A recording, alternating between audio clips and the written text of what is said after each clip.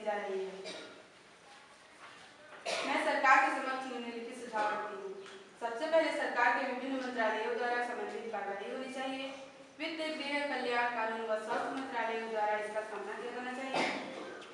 कठोर से कठोर दंड एवं जुर्माना की व्यवस्था की जानी चाहिए। तीसरा, गृह मंत्रालय को यह सुनिश्चित कर लेना चाहिए कि अंतर्राष्ट्रीय सीमाओं से दवा की तस्करी न होने पाए।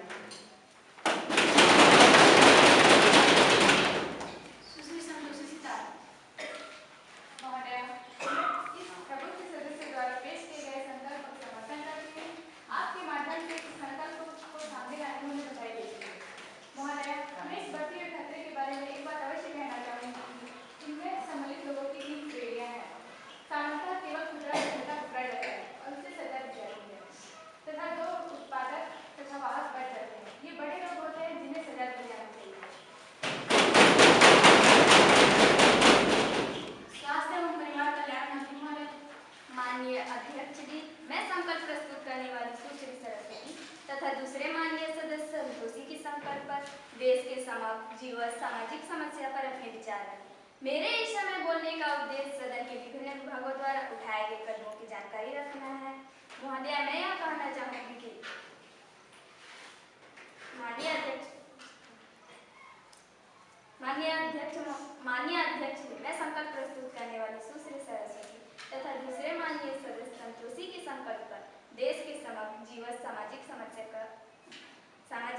पर अपने विचार रखें। मेरे इस समय बोलने का उद्देश्य सदन के विभिन्न विभागों द्वारा उठाए गए कदमों की जानकारी रखना है। महोदय, इसी सरकार ने ऐतिहासिक स्वापक और मानव प्रभावी पदार्थ अधिनियम 1918 इस अधिनियम में कारावास की बड़ी सजा 10 से बढ़ाकर 20 साल की तथा पहला जुर्म करने पर 2 लाख का जुर्माना एवं जुर्म करने तक के कार्य करके उसे उकसाने का षड्यंत्र करना भी संगठित अपराध है।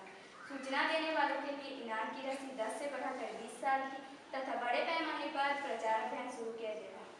मैं राजनीतिक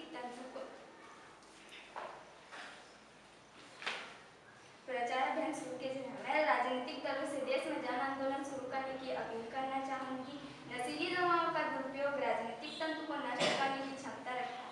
इससे सरकार को लड़ने में मदद देने के लिए छात्रों, युवाओं, लोक संस्थाओं से इस कार्यक्रम में सम्मिलित होने का आह्वान करती हूँ। इस समस्या का मुकाबला करने के लिए सरकार द्वारा उठाए गए कदमों को ध्यान में रखते हुए मैं सुश्री सरस्वती से अपना संकल्प वापस लेने का निवेदन करती हूँ।